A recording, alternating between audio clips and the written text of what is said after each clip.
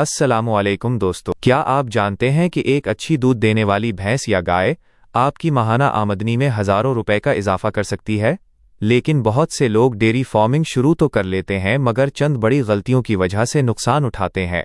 आज की इस मुख्तसर वीडियो में मैं आपको बताऊंगा कि डेयरी फार्मिंग का कारोबार सही तरीके से कैसे शुरू किया जाता है ताकि आप कम खर्च में ज़्यादा मुनाफे हासिल कर सकें। वीडियो को आखिर तक ज़रूर देखें। अगर आप डेयरी फार्मिंग, भैंसों की देखभाल, देसी नुस्खों और खेती बाड़ी से मुताल्लिक़ मालूमात हासिल करना चाहते हैं तो अभी हमारे चैनल पाकिस्तानी बफेलो हब को सब्सक्राइब करें और बेल आइकन को ज़रूर दबाएं। डेयरी फार्मिंग शुरू करने के अहम उसूल। नंबर 1, जानवर खरीदने में जल्दबाजी ना करें। हमेशा सेहतमंद, अच्छी नस्ल और ज़्यादा दूध देने वाली भैंस या गाय ही खरीदें। जानवर की उम्र, दूध की मिकदार और सेहत का खास ख्याल रखें। नंबर 2, दूसरी अहम बात खुराक है। जानवर को सब्ज़ चारा, खुश्क चारा और मिनरल मिक्सचर मुतवाज़िन मिकदार में दें। याद रखें, अच्छी खुराक ही ज़्यादा दूध की बुनियाद है। नंबर 3, तीसरी अहम चीज़ साफ़ पानी है।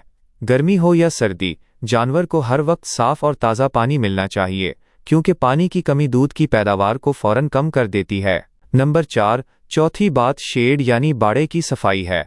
जानवरों के रहने की जगह साफ़, खुश्क और हवादार होनी चाहिए ताकि बीमारियां कम हों और जानवर आराम से रह सकें। नंबर 5 और सबसे अहम बात, जानवरों की वैक्सीनेशन और डॉक्टर से बाकायदा चेकअप करवाएं।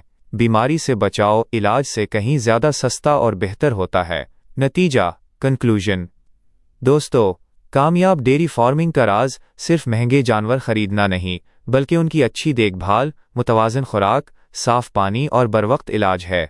अगर आप उन उसूलों पर अमल करें तो छोटे पैमाने से शुरू करके भी बहुत अच्छी आमदनी हासिल कर सकते हैं। अब आप कमेंट्स में बताएं कि आपके पास उस वक्त कितने जानवर हैं और क्या आप डेयरी फार्मिंग का काम शुरू करना चाहते हैं या पहले से कर रहे हैं।